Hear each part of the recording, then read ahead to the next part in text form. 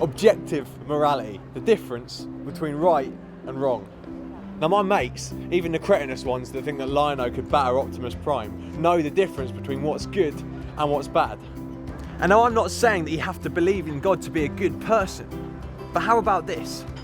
If we really are just the accidental byproduct of molecules randomly bashing into each other, time plus matter plus chance, then why should we believe that morality is anything other than subjective? Why should we think that good is good and bad is bad? Why is it all real? The truth is, if there is no God and no objective morality, then when the Nazis killed all the Jews or the Rwandan genocide happened, whilst we could say that's not how we do it, we can't really condemn it as being wrong. It's just a matter of personal choice, the survival of the fittest.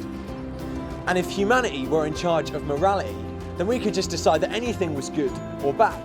At a nightclub, the man turning up in loose robes revealing a dangling willy is really doing no worse than the man who's wearing a tux. And now you might say to me, what about all of the harm that religion's caused? Well, exactly. I'm not arguing for religion, I'm arguing for God. And there's a difference.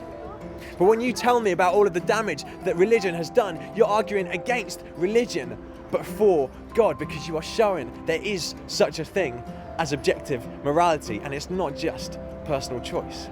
Some things really are good, and some things really are bad.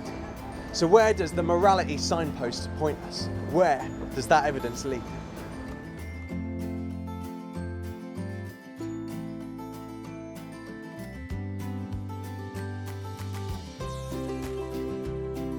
So we were nearing the end of our journey. To be honest, my mates aren't the most scientific of folk, neither am I.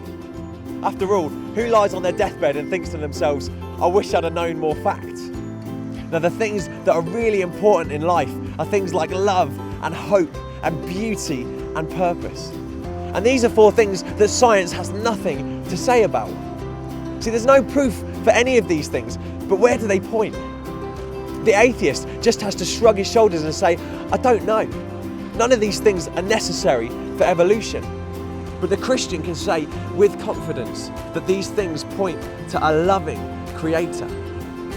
We understand love because we are loved. The Bible says that we love because he first loved us. When Jesus died on the cross, that was an act of supreme love.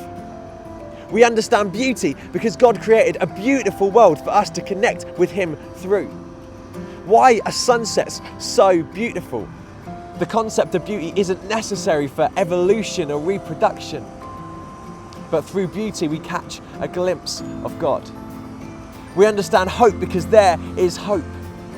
The cross on Calvary, the empty tomb, there's your hope. And if you feel like your life is hopeless, then that's just because you can't find anything that can scratch that mammoth itch. And purpose. Wouldn't it be strange if a universe without any purpose created human beings so obsessed with it? But we understand purpose because God has a purpose for our lives. You have a purpose. And all you need to do to find out is to ask him.